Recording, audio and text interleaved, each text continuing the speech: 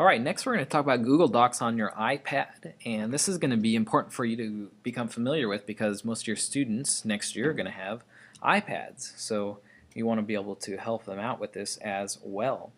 So just open up Safari, and you want to just type in docs.google.com, and I actually added this to my bookmarks. When it takes you there, it's going to open it up in this mobile version right here. And so you get a list of all the docs in your home screen that have been most recent.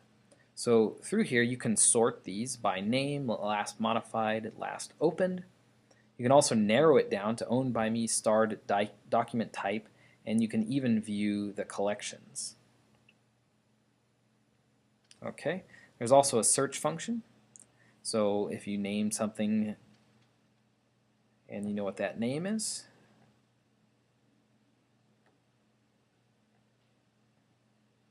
alright, brought up my TechnoLunch collection right there. Then you can also create new documents through this mobile browser. So the far right, you click the drop down there, and let's create a document. This is the only place that you can change the name of a document on your iPad, so make sure you change it to what you want.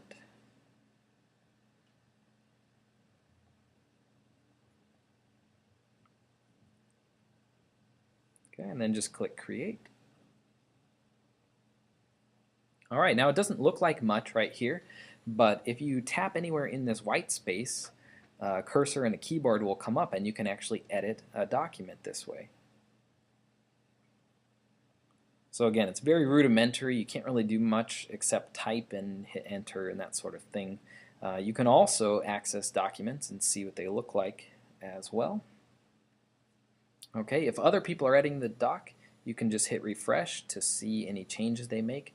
And of course, this is going to be automatically saved for anybody else to see. Okay, now if you click this arrows here, it says use desktop version, and this doesn't work in Safari, so I wouldn't click it at all. And I haven't really tried out the printing yet either, so I wouldn't worry about that at all. Okay, so that's editing a document in Google Docs on a mobile device. And let's go back to docs.google.com, and you're going to see the new document right there that we just created. Now when you click that checkbox like I just did, down in the bottom left you have the option to share this. And so you can either share it or email it as an attachment. So let's say a student created something and they wanted to share it with you. You just click on share, and then in the upper right click on invite and type in the names of people you want to share this with. And I'll just share this with myself. And notice you can set the permissions over here. So if you're sending something to students, you can just have them comment only on it. You can have them view it only, or if it's something editable, then you'd want them to be able to edit it. Okay, you can also add a message here if you want. You don't even have to send an email. And then you would just click share and save in the upper right hand corner. Now if you share something with a student, it's going to say that they're not in the same domain because they have a different @ whatever. So just click on yes that you're sure. So if students share documents with you, they're going to have to click yes as well because we have a different domain than them. Now from here, of course, you can always change the sharing permissions if you accidentally did something incorrectly, or you can delete them from sharing altogether. Let's check the X, click Save Changes, and that's how you share. Let's click Done there. Now other actions that we can do here are basically just print. Alright, now the other type of document we can create is a spreadsheet.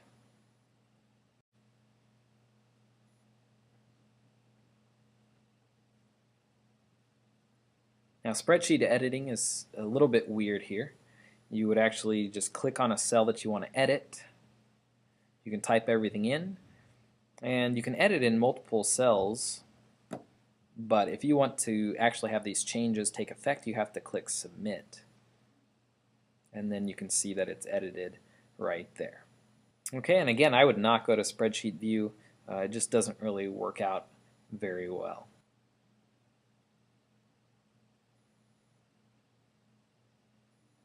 Okay, and if we just go back, then we get to our home screen and we can see our new document right there.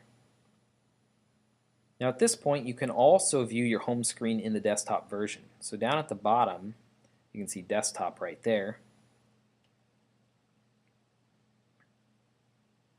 What it does is it opens up your Google Docs in your desktop view of the home screen. And this does function pretty well to be able to create new things. Okay, so you can select files and you can share them from here, just like you were doing in the desktop version. So you can see when you click on a little checkbox here, you can do all the things that you could do in desktop before, and if you click on more, you can see everything that you can do with this. So you can organize just fine. You can also share, and this is also a place where you can rename if needed as well. Okay, you can also download this, and you can select to download it as a PDF. And when you do that, you can see here would be a PDF version, which you could then open in Notability or wherever else if you wanted to make notes on it there.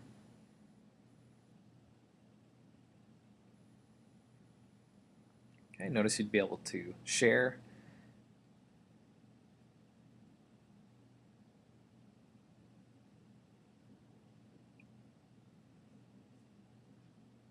You can put it into a different collection. You can delete it. It's gone. And view details. Pretty much everything you could do before. The only thing you can't do is upload. Okay, so you can see when you click on it, it just doesn't work there for Google Docs. Alright, you can see that I have had my students do this with a project, and then I had them share it with me. And so at this point I can kind of keep track on how well they're doing on this project. And so from my iPad I can kind of see how they're doing on this. If I wanted to leave comments and that sort of thing, then I would probably want to use my computer because it's just a lot more powerful, and you can do that. But this is a good way to check up as well. Alright. Now if we view collections, I actually created a class period for each of the projects. So then once they're shared with me, then I can find them pretty easily. But it's going to be good for you to spend some time helping your students learn how to do this, especially with the iPad. It's a little bit trickier. So try it out for yourself, and if you have any questions, let me know.